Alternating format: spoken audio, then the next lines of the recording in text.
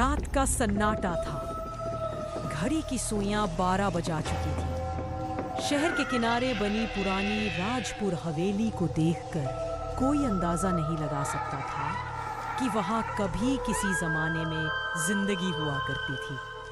अब तो वहां केवल हवा की सरसराहट और टूटती दीवारों की चरमराहट सुनाई देती थी। लोग कहते थे कि इस हवेली में कोई आवाज है जो दीवारों से आती है, कभी किसी के नाम से पुकारती है, कभी किसी को रोने की आवाज सुनाई देती है। कई बार तो लोग ये भी कहते हैं कि वो आवाज उनके कानों के बिल्कुल पास फुसफुसाती है, मुझे बचा लो। रवि, जो कि एक यूट्यूबर था, हॉरर वीडियोस बनाता था, उसका चैनल ठीक ठाक चल रहा था जो वायरल हो जाए। एक दिन उसके दोस्त ने मजाक में कहा, अगर सच में डर दिखाना है तो राजपुर हवेली में शूट करके दिखा, वहां तो पुलिस भी दिन में जाती है। रवि ने मुस्कुराते हुए कहा, बस वही तो चाहिए मुझे, डर जहां असली हो वहां भी वीडियो बनता है। अगले दिन रवि अपने कैमरे और लाइट्स के साथ हवेली पहुंचा। शाम ढल चुकी थी।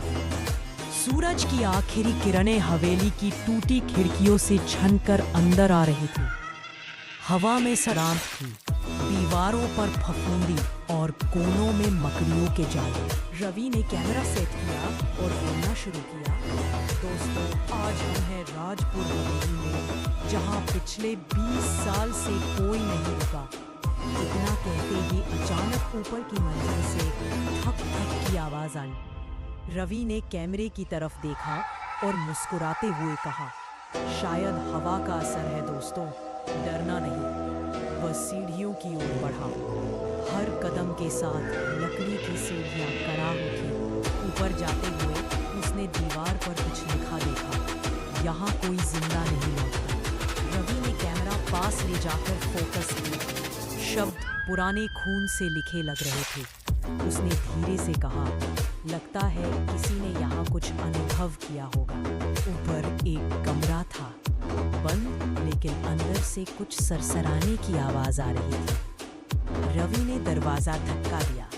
दरवाजा धीरे धीरे खुला। अंदर अंधेरा था, बस कैमरे की लाइट जल रही थी। कमरे की दीवारों पर अजीब निशान बने थे, जैसे किसी ने उंगलियों से दीवार खरोच दी हो। अचानक पीछे से एक धीमी आवाज आई, कौन आया है? रवि का दिल जोर से धड़कने लगा। उसने कैमरा घुमाया, कोई नहीं। दीवार से दोबारा वही आवाज आई, इस बार और करीब से, मुझे बाहर निकालो। रवि डर गया, लेकिन क्यूरियोसिटी ने उसे वहीं रोक लिया। उसने दीवार को टॉर्च से देखा। वहां हल्की सी दरार थी। उस दरार को छूते ही ठंडी हवा का झोंका निकला और फिर एक चीख गूंज उठी, आ हा हा। रवि पीछे गिर पड़ा। कैमरा नीचे गिर गया और रिकॉर्डिंग चालू रही। कुछ पल के लिए सब कुछ शांत था। रवि ने हिम्मत जुटाई और कमरे से बाहर निकलने की कोशिश की, पर दरवाजा अपने आप बंद हो चुका था। वह जोर से खींचने लगा, मगर दरवाजा नहीं खुला। दीवार से फिर वही आवाज आई, मुझे दफनाया गया था यहाँ दीवार में। रवि ने घबराते हुए कहा, कौन हो तुम? धीमी धीमी सिसकियों के बीच आवाज आई, मैं रजनी हूँ। मुझे मेरे पति ने यहाँ मारकर दीवार में चुनवा दिया था। रवि के हाथ कांपने लगे। दीवार से ठंडी हवा और अजीब सी गंध आने लगी। उसने देखा, दीवार की ऊपरी परत खुद ब खुद टूटने लगी। ईंटों के पीछे से एक औरत का सड़ा हुआ चेहरा झांका, खोपड़ी जैसी, लेकिन आंखों में लाल चमक। वह फुसफुसाई, तुमने दरवाजा खोला। अगली सुबह गांव वालों ने सुना कि हवेली से किसी की चीख आई। पुलिस पहुंची तो हवेली में रवि का कैमरा मिला।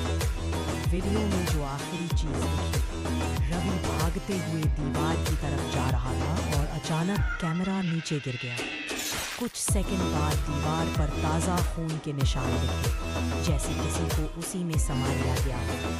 रवि का शरीर कांपने लगा। लेकिन अब जब भी कोई उस हवेली के पास जाता है, दीवार से किसी की आवाज आती है, मुझे बचा लो।